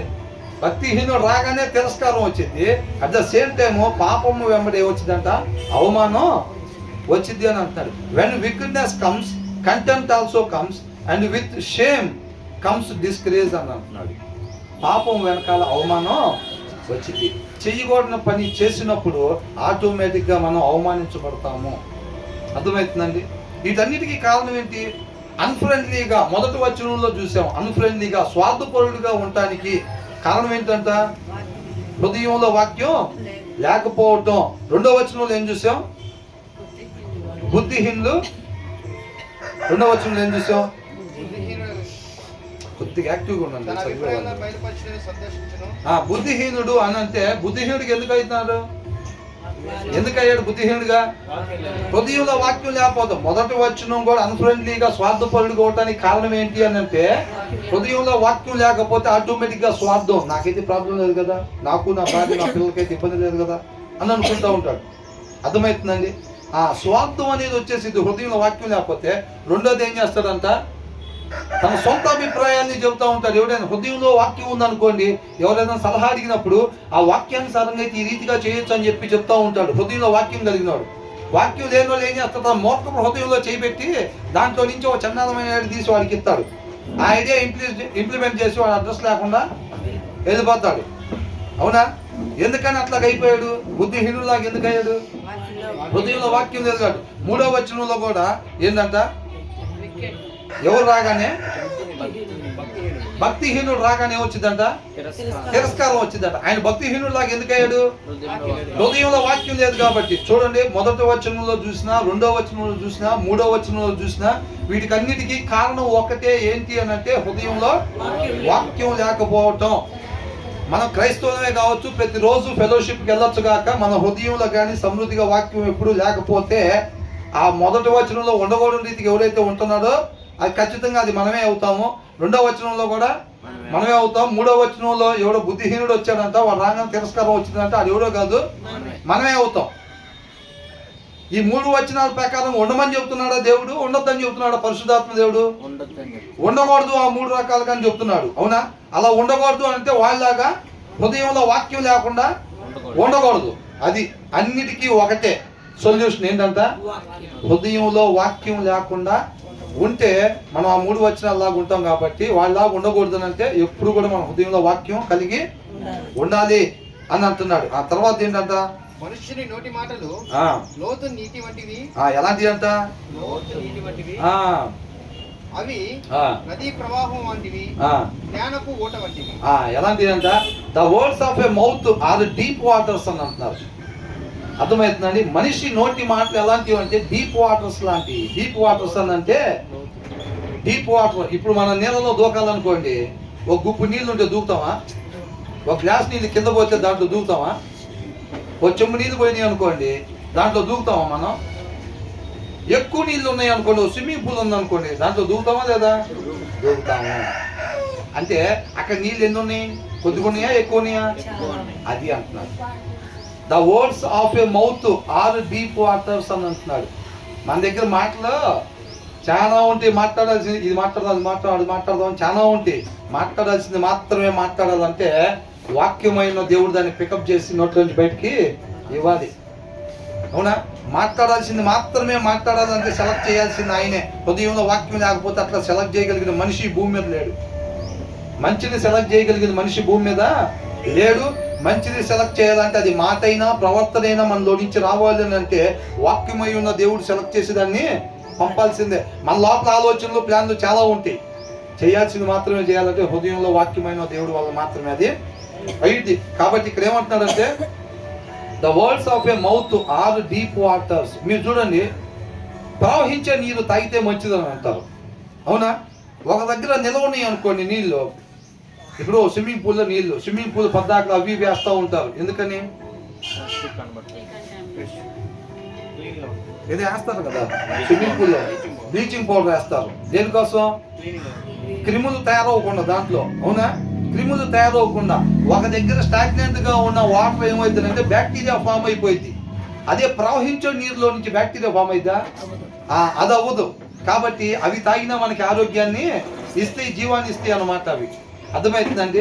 జీవాన్ని అంటే ఇన్ ద సెన్స్ శరీరానికి మంచినే చేస్తాయి తప్ప హానిని చెయ్యు. కాకపోతే నిలవబెట్టి ఎండబడేది ఏమైందని అంటే అది కార్బన్ డైఆక్సైడ్ని అబ్జర్వ్ చేసుకునేదంట. ఆ నీళ్లు ఇప్పుడు స్విమ్మింగ్ పూల్ నీళ్ళు అట్లాగే పెట్టి మనం ఎండకట్లో వదిలిపెట్టాము అనుకోండి, అది కార్బన్ డైఆక్సైడ్ని అబ్జర్వ్ చేసుకుని గ్యాసెస్ని అబ్జర్వ్ చేసుకునేదంట. అది మనకు తాగినప్పుడు అది మనకు మంచిది కాదు, హాని చేస్తాయి అన్నమాట. అర్థమవుతుందండి? ఇక్కడ ఏమంటే the words of A mouth are deep waters అని అంటున్నాడు. వాక్యం లేకుండా మన హృదయంలో నుంచి ఆ మూర్ఖత్వానికి సంబంధించిన వాటిని కానీ తీసేమని అంటే అది ఏం చేసిద్దంట? ఒక దగ్గర ప్రవహించకుండా ఉండే నీరు లాగా అది హాని చేసిద్ది అని అంటున్నాడు. అర్థమవుతుందండి? బట్ కానీ ద ఫౌంటైన్ ఆఫ్ విజ్డమ్. అర్థమవుతుందండి? విజ్డమ్ అంటే జ్ఞానం. Fountain of water, water fountain అంటే ఏం చేసిద్ది? ఆ ఫౌంటైన్ వాటర్ ఏం చేసిద్ది? వెదజల్లుతా ఉండిద్ది. కానీ ఫౌంటైన్ ఆఫ్ విజ్డమ్ అని అంటే ఆ ఫౌంటైన్ ఏం చేసిద్ది? జ్ఞానాన్ని వెదజల్లుతా ఉండిద్ది అనమాట. అర్థమైందండి? జ్ఞానానికి సంబంధించిన మాటలంతా అది ప్రవహించే నీరు లాంటిది అని అంటున్నాడు. But the fountain of wisdom is a rushing stream అని అంటున్నాడు. రషింగ్ స్ట్రీమ్, బబ్లింగ్ బ్రూక్ అని అంటున్నాడు. అర్థమవుతుందండి? ఇది ప్రవహించే వాగు లాంటిది. ప్రవహించే నీళ్లు తాగినప్పుడు ఏమైందంటే మనకి ఆరోగ్యాన్ని ఇచ్చిద్ది అనమాట. కాబట్టి జ్ఞానం కలిగిన మాటలు ఎదుటి వారికి ఏం చేస్తాయి? మంచిని చేస్తాయి అన్నమాట. అర్థమవుతుందండి? జ్ఞానం కలిగిన మాటలు, మాట్లాడాల్సిన మాటలు మాత్రమే మనం మాట్లాడినప్పుడు అది వాళ్ళకి జీవాన్ని ఇస్తాయి. ఎందుకంటే వాళ్ళ బుక్లో రాస్తారు మాట్లాడినందుకు. అట్ ద సేమ్ టైం అవి విన్న వాళ్ళకు కూడా ఏమైందంట? జీవాన్ని కలుగు చేస్తాయి అన్నమాట. మంచిని కలుగు చేస్తాయి అవి అని అంటున్నాడు. కాబట్టి మనం హృదయంలో వాక్యం లేదనుకోండి, అంటే జ్ఞానం లేకుండా మాట్లాడుతున్నారు అనుకోండి, ఆ మాటలు ఏమవుతాయి అంటే ఎదుటి వారికి నష్టాన్ని కలుగు చేస్తాయి అని అంటున్నాడు. The words of A mouth are deep waters అని అంటున్నాడు. వాక్యం మన హృదయంలో ఉంటేనే ఆ జ్ఞానమైన మాటలు మన నోట్లో నుంచి వస్తాయి. అది మనకి ఆరోగ్యం, ఎదుటి వాళ్ళకి కూడా ఆరోగ్యాన్ని ఇస్తాయి. జ్ఞానవంతమైన మాటలు వచ్చినప్పుడు అర్థమవుతుందండి? జ్ఞానవంతుడి నోరు జ్ఞానాన్ని వెదజల్లే ఫౌంటైన్ లాంటిది అనమాట. అది చెప్తున్నారు ఇక్కడ. అర్థమైందా? ఆ జ్ఞానపు మాటలు ప్రవహించే నీరులాగా రావాలి, ఎదుటి వారికి మేలు చేసేగా రావాలంటే ఫస్ట్ ఆ జ్ఞానం అనేది మన హృదయంలో ఉండాలి. అది వాక్యమై ఉన్న దేవునిలో ఉండిద్ది. ఆ జ్ఞానం అనేది మూర్ఖత్వం ఎక్కడ దొరికిద్ది? వాక్యం లేని హృదయంలో దొరికిద్ది. అవునా? జ్ఞానం ఎక్కడ దొరికిద్ది? వాక్యమై ఉన్న దేవునిలో ఉండే గుణలక్షణం ఆ జ్ఞానం అనేది.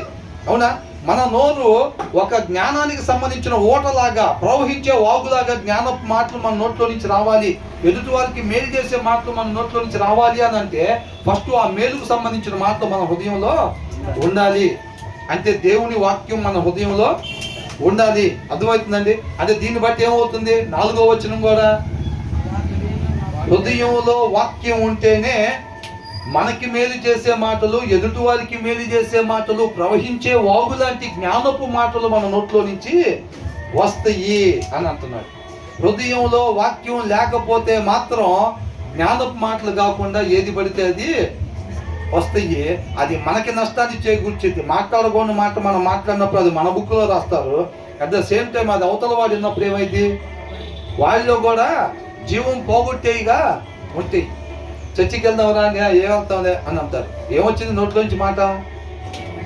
వాక్యం చదువుకోవచ్చులే, వారవేగ అవుతుంది మనం చదివి అని అంటారు.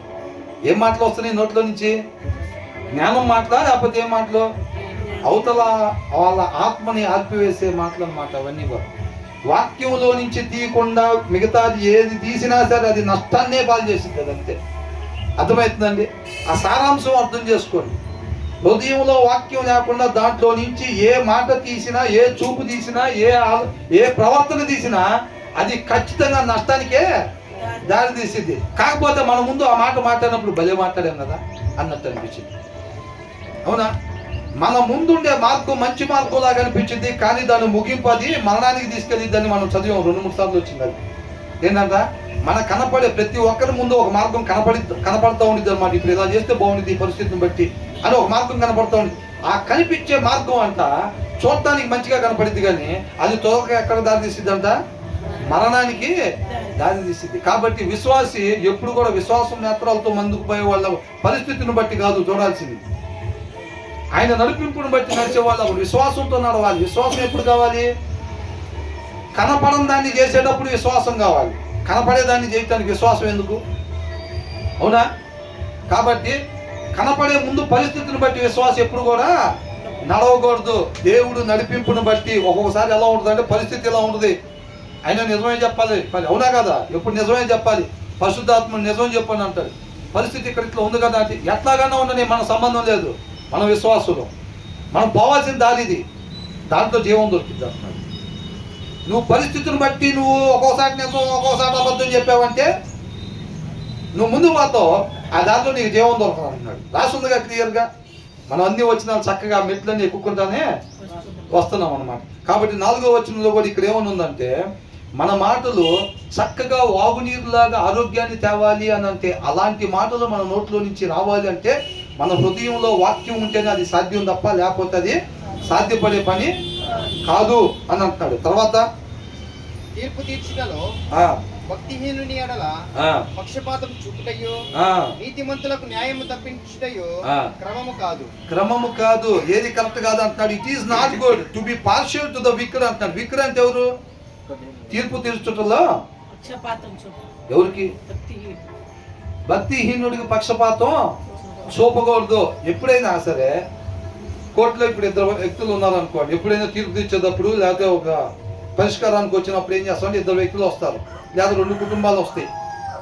ఒక వాళ్ళ వైపు న్యాయం ఉంటుంది, రెండో వాళ్ళ వైపు అన్యాయం. ఇద్దరు కలిసి ఒక స్థలాన్ని తీసుకొచ్చింది మాది మాది అన్నట్టు ఎవరో ఒకళ్ళే అయ్యిద్ది అది జెన్యున్గా, రెండో వాళ్ళది ఫేకే, వాళ్ళు దాన్ని కొట్టేయడానికి వచ్చిన వాళ్ళు. అవునా? ఎప్పుడైతే అన్యాయం ఉన్న వైపు వాళ్ళకి మనం పార్షియాలిటీ చూపించామనుకోండి, రెండో పక్కన ఇంకో కార్యం జరిగింది. ఏంటంటే ఇటు పార్షియాలిటీ చూపిస్తున్నాం, ఇటు ఫేవర్ చేస్తున్నాం, అట్ ద సేమ్ టైం నీతిమంతుడికి న్యాయాన్ని దూరం చేస్తున్నాం మనం. అవునా? నిజంగా ఎవరికైతే ఉంది, ఇప్పుడు కానోడికి ఆ ల్యాండ్ అప్పగిస్తున్నాం అనుకోండి ఫేవర్ చేసి, వాడు ఏదో ఒకటి కరెక్ట్ టీవీ మన ఇంట్లో పెట్టాడు, రాత్రి మన ఇంటికాడికి వచ్చి మాట్లాడుకోండి. చాలా మంది ఏమైంది, పొద్దున్నే కోర్టు కేసు అంటే జడ్జిని రాత్రి కొనేస్తారు, నిన్నే కొనేసేస్తారు, ఆయనకు కావాల్సింది నిన్నే ఇచ్చేస్తారు. ఇక అక్కడ ఫార్మాలిటీగా జస్ట్ తర్వాత రోజు ఏమైంది, జస్ట్ ఫార్మాలిటీగా అక్కడికి వచ్చి ఆయన కాడ లంచం తీసుకుని ఏం చేస్తాడు, హృదయంలో వాక్యం లేనివాడు లంచం తీసుకుంటాడని చూసాం కదా ముందు వచ్చిన వాళ్ళు మనం. అవునా? వాళ్ళు హృదయంలో వాక్యం లేని వాళ్ళు లంచం తీసుకుని ఏం చేస్తారంట, వాళ్ళు అది న్యాయపు విధుల్ని చెరిపేసేస్తారంట. అర్థమవుతుందండి? అలా చేస్తారు. కాబట్టి వీళ్ళు ఏం చేస్తారంటే హృదయంలో వాక్యం లేను. It is not good to be partial to the wicked. ఎవరైతే భక్తిహీనుడితో ఫేవర్ చేశాడు అని అంటే ఈయనెవరు? ఈ జడ్జి ఎవరు? అవునా? ఇప్పుడు ఒక విషయంలో ఏం జరిగింది, 100 కోట్లు తీసుకున్నాడు ఒక జడ్జి అని చెప్పారా? 100 కోట్లు ఆయన ఎందుకు ఇచ్చాడు? ఆయన తప్పు లేకపోతే రూపాయిని ఇవ్వాలా? ఆయన 100 కోట్లు ఇచ్చాడంటే అర్థమైంది, ఆయన తప్పుడోడు, తప్పు చేశాడు. ఈయన ఆయనకి బెయిల్ ఇచ్చాడంటే, ఈయన 100 కోట్లు తీసుకొని బెయిల్ ఇచ్చాడు అంటే ఈయన ఏం చేశాడు అక్కడ? తప్పుడోడికి ఏం చేశాడంటే ఫేవర్ చేశాడు. ఏం చేశాడు? ఫేవర్ చేశాడు. అట్లా చేయొచ్చా? అట్లా చేయకూడదు. ఎప్పుడైతే కాని వాడికి ఆ స్థలాన్ని ఇది నీది అన్నామో, అది అయినోడు నిజంగా ఆ స్థలం గల వాడికి ఆ స్థలాన్ని మనం ఏం చేసాం? దూరం చేసేసాం. నీతిమంతుడికి న్యాయాన్ని దూరం చేయకూడదు అని అంటున్నాడు. దాని తర్వాత అంత ముందు చూసిన విషయాల్లో అట్లా ఏదన్నా చేస్తే వాళ్ళని వదిలిపెట్టనని అంటున్నాడు దేవుడు. అర్థమవుతుందండి? ఈ ఉండకూడని రీతికి ఇప్పుడుదా మనం చదువుకున్న 4 వచనాలు కావచ్చు, 5 వచనాలు కావచ్చు, ఆ రకంగా ఎవరన్నా ఉంటే వాళ్ళకి ఖచ్చితంగా రేపు లెక్క అప్పచెప్పాల్సిందే. ప్రతి అక్షరం రాస్తారు, ప్రతి పదం రాస్తారు, ప్రతి క్షణానికి సంబంధించిన అక్కడ రాస్తారు. అది మంచే కానీ చెడే కానీ వాటికి ఖచ్చితంగా ఒక దినాన మనం లెక్క అప్పచెప్పాల్సిందే. ఏదో మాట్లాడేసాం కదా, అయిపోయింది కదా అనుకుంటే అయిపోలా. ఆ మాట వదిలేము, గుచ్చుకుంది వాళ్ళకి ఆ మాట. అయితే ఏంది, అయిపోయింది కదా వదిలేయి. అయిపోయిందా? అవ్వలేదు. అది మనం అయిపోయింది అనుకుంటే పొరపాటు పడినట్టే. అవునా కదా? అక్కడే మొదలైంది ఆట. నువ్వు ఆ మాట మాట్లాడినప్పుడే రాశారు అక్కడ, దానికి సంబంధించి నువ్వు చెప్పాల్సింది ఉంది. నువ్వు మాట్లాడిన సేపు ఏమీ లేదు. మనం 17వ వచనం చివరి వచనం ఏం చూసాం? 17వ అధ్యాయంలో ఒకడు మూఢుడైనను అది పూలే కావచ్చు, మౌనంగా ఏం మాట్లాడకుండా ఉంటే ఎలాగ ఎంచబడతాడంట? జ్ఞానిలాగా ఎంచబడతాడు. ఎందుకంటే ఏం మాట్లాడితే అదే మూఢుడురా. అది మాట్లాడినప్పుడు ఏమైపోయింది? అది మాట్లాడకూడని మాట కాబట్టి ఆ మాటను బట్టి వాడిని జడ్జి చేసేస్తారు అంతే. ఏమంటే వాడు ఈ మాట మాట్లాడాలంటే వాడు హృదయంలో వాక్యం లేదని చెప్పి డిసైడ్ చేసేస్తారా లేదా? వాడు మాట్లాడకుండా మెల్లకుండా ఉంటే జడ్జి చేస్తారా?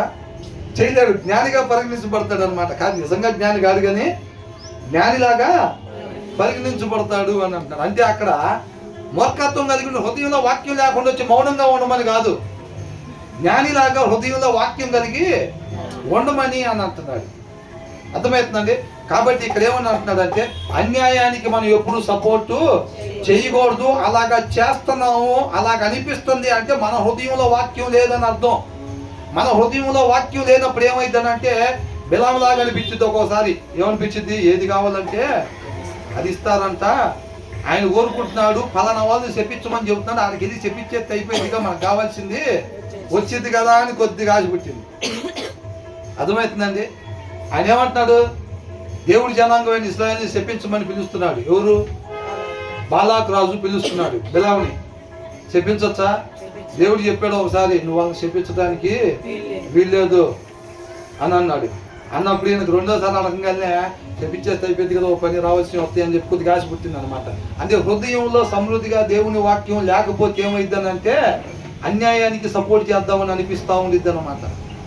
పార్షియాలిటీ చూపించే వాళ్ళకి ఇక్కడ మెయిన్ అండర్లైన్ వర్డ్ ఏంటంటే పార్షియాలిటీ. మన జీవిత విధానం ఒకటే కావాలి, అది నీతి న్యాయం ధర్మాన్ని అనుసరించే వాళ్ళగా క్రీస్తు వల్లే మనం జీవించాలి తప్ప అన్యాయంకి వెళ్ళి మనం ఎప్పుడు కూడా ఫేవర్ చేసే వాళ్ళంగా ఉండకూడదు.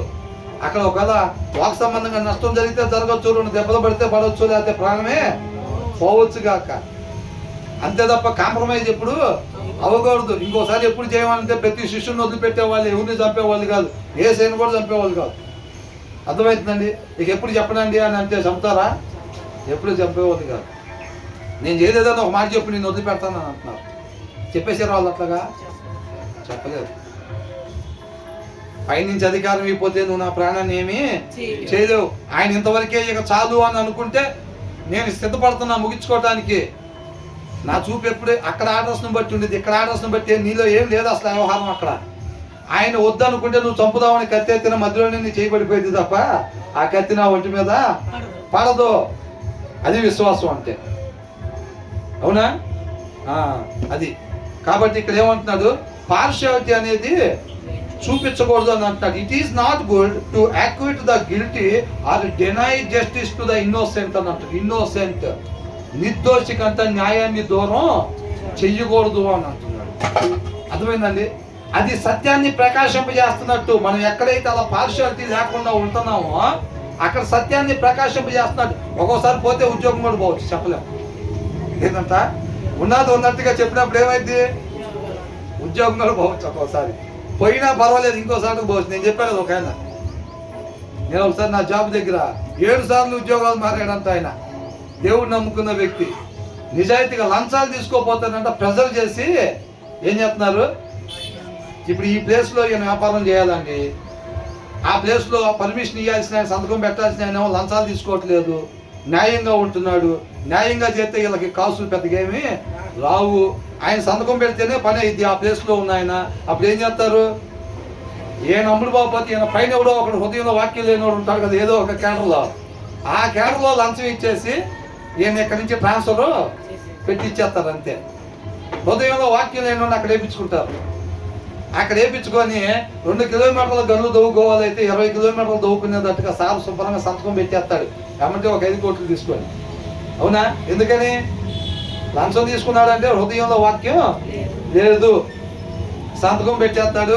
సార్ ఇతను ఫైల్స్ ఏమైనా ఉంటే చూడండి, మర్చిపోబాకండి, నన్ను గుర్తుపెట్టుకొని నా నెంబర్ తీసుకోండి అంటాడు. ఎందుకని ఇతను 5 కోట్లు ఇంకా వస్తాయి. ఇట్లా మీరు బాగా వ్యాపారం బ్రహ్మాండంగా చేసి 3 పూలు 6 కాయలాగా మొత్తం తవ్వుకోకూడదు కూడా, మొత్తం మీరు గన్లన్నీ తవ్వుకొని శుభ్రంగా ఏం చేయాలంట, కామన్ మ్యాన్కి నష్టాన్ని చక్కగా చేకూరిస్తే మీరు నేను బాగుంటే చాలు. స్వార్థం మొదట వచ్చినాం. అవునా? హృదయంలో వాక్యం, వీటన్నిటికీ మూలం ఎక్కడా అని అంటే హృదయంలో వాక్యం లేని వాళ్ళు వెచ్చలవిడిగా లోకంలో తిరగటం, వెచ్చలవిడిగా కొట్లు పెట్టారు వాళ్ళు, వెచ్చలవిడిగా స్కూల్స్ పెట్టారు వాళ్ళు. అవునా? ఇవన్నీ పెట్టి ఎక్కడ పెట్టిన ఏంటంట, అన్యాయం అన్యాయం అన్యాయం. లోకంలో ఎక్కడ చూసినా ఏం కనబడుతుంది, అన్యాయం పెద్ద సముద్రం లాగా కనపడతా ఉంది మన కంటి ముందు. ఎందుకంటే అంతమంది హృదయంలో వాక్యం లేని వాళ్ళు ఉన్నారు.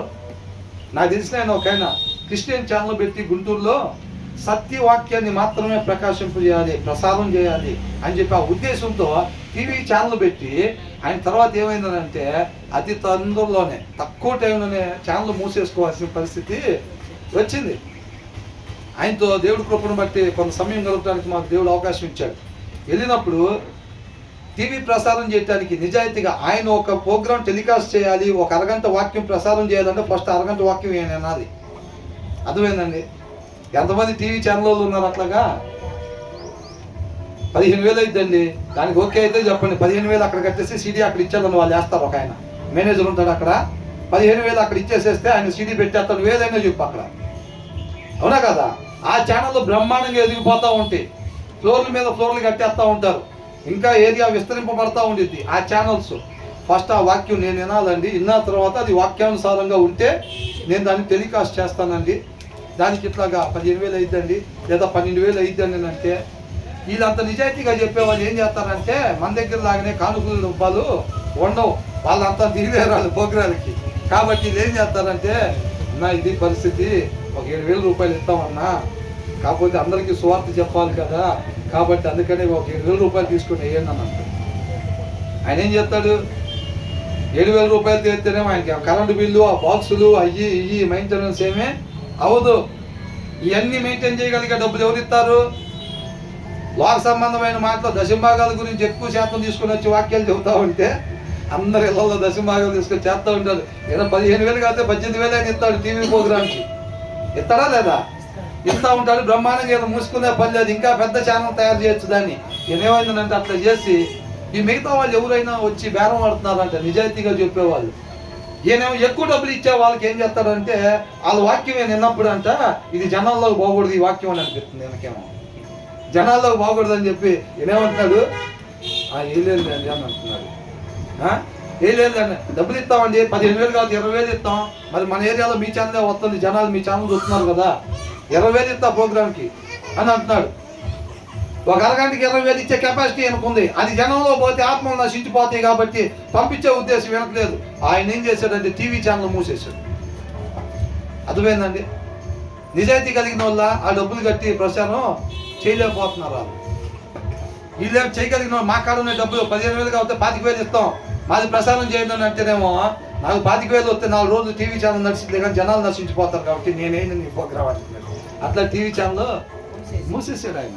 అర్థమవుతుందండి? కాబట్టి ఇక్కడ ఏమంటున్నాడు, న్యాయాన్ని ఎప్పుడు కూడా మనం తప్పకూడదు, పార్షియాలిటీ అనేది ఎప్పుడు కూడా ఉండకూడదు, అలా చూపించకూడదు అని అంటే ఫస్ట్ ఆ లక్షణం మన హృదయంలో ఉండాలి.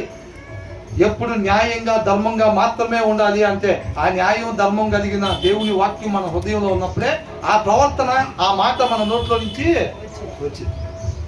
అన్న మీరు రండి అన్న కొద్దిగా ఇట్లాగా మా ఇంటి దగ్గర చిన్న ఇష్యూ జరుగుతుంది, ఇంటి పక్కన వాళ్ళకి మాకు ఆ స్థలం వాళ్ళు అంటున్నారు మంది అంటున్నారు అని అంటే పిలిచిన అయిందే అన్యాయం అయినా సరే ఏం చెప్పాలి అక్కడ పోయి? న్యాయమే చెప్పాలి. భలే వచ్చారు వెళ్ళి ఎప్పుడు రాబాకు, మేము కూడా మీ చర్చికి రాము అసలు అంటారు. మేము కూడా మీ చర్చికి రాము, మా కోళ్ళు మా తమ్ముళ్ళు కూడా అందరూ మీ చర్చికి వస్తున్నారు, వాళ్ళు కూడా ఒక్కడు కూడా రాను, ఇవాళ దించి నీకు తింటాను కూడా ఉండదు, వెళ్ళు నీవు చేస్తారు నువ్వు చేసుకున్నావు అంటారు. ఏం చేస్తారు కొంతమంది? ఏం చేస్తారు తెలుసా, ఇద్దరు ఫ్రెండ్స్ ఉన్నప్పుడు వీడు అబద్ధం చెప్పి అదే అవునా కదా నువ్వు చెప్పురా అంటారు వాడిని. వాడేమన్నాడు అక్కడ, అది అబద్ధం అని వాడికి తెలుసు.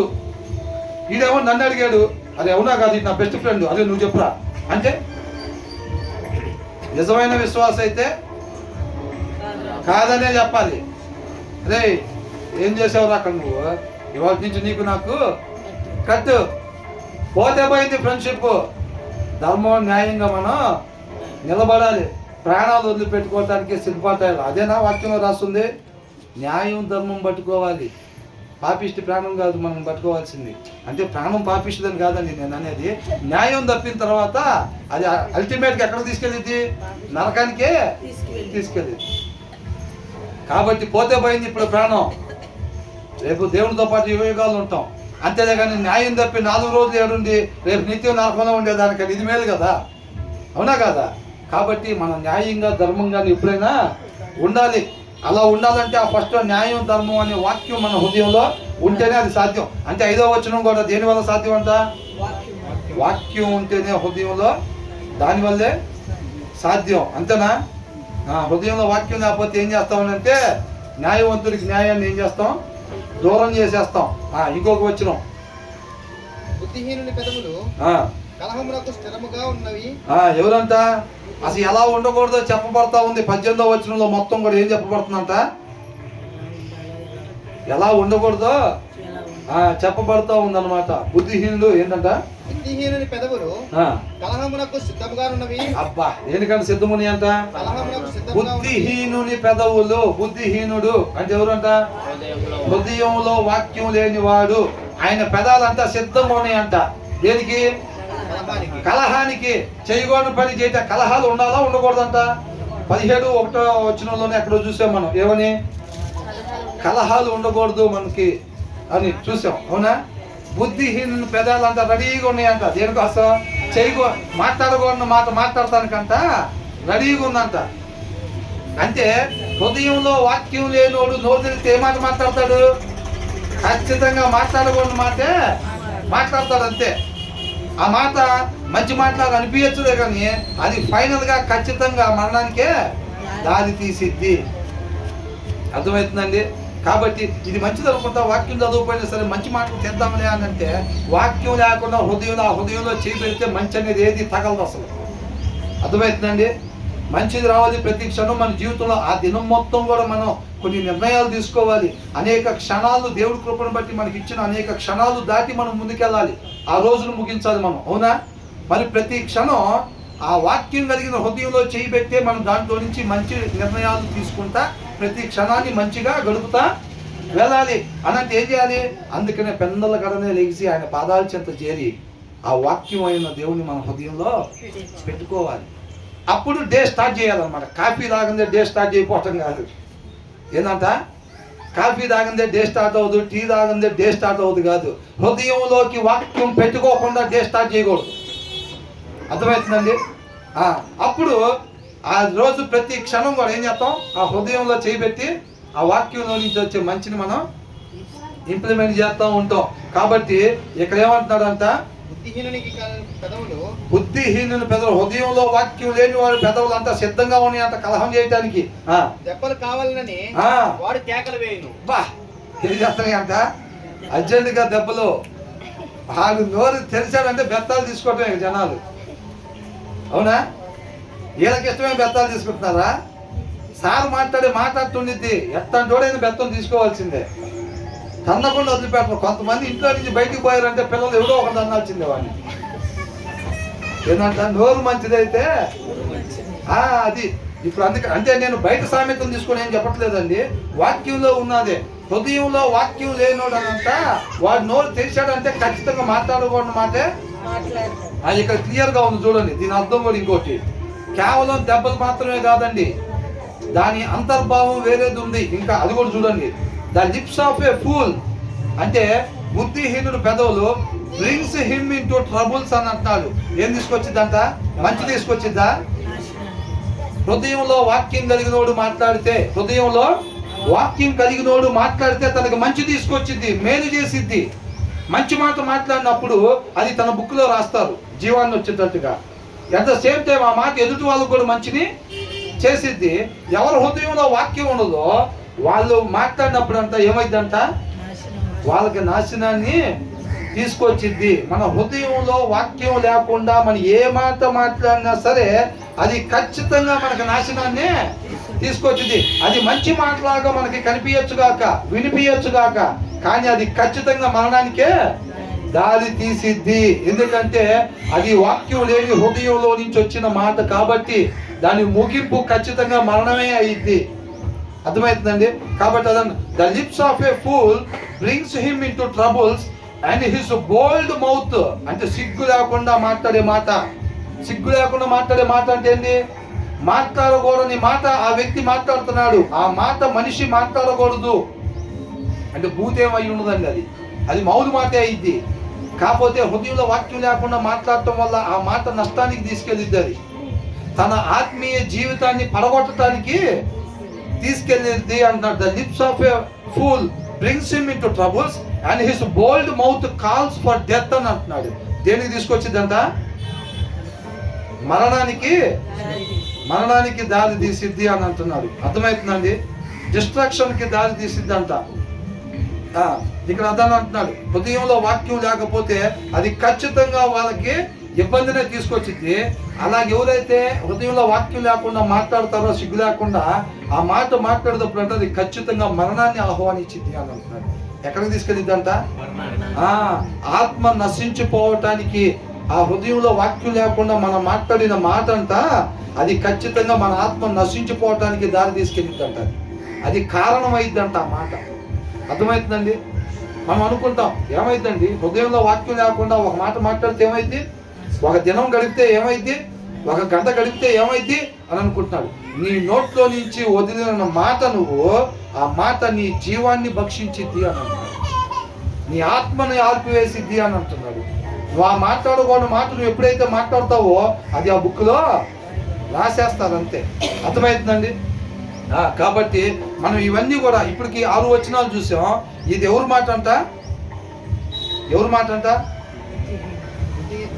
బుద్ధిహీనుని పెదవులంట దేనికి సిద్ధం ఉన్నాయి?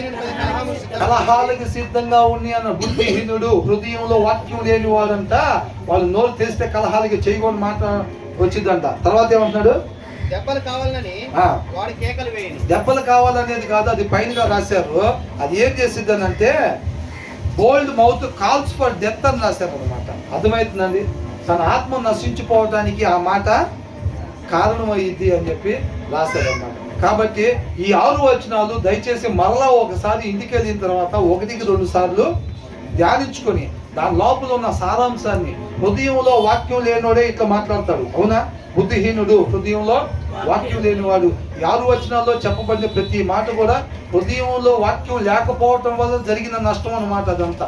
కాబట్టి మనం అలా ఎప్పుడు ఉండకుండా మన హృదయంలో ఎల్లప్పుడూ సమృద్ధిగా దేవుని వాక్యం ఉండేటట్టుగా దేవుణ్ణి ఆశ్రయించేవారుగా ఉండాలి. దేవుడికి మహిమ కలుగుతుంది.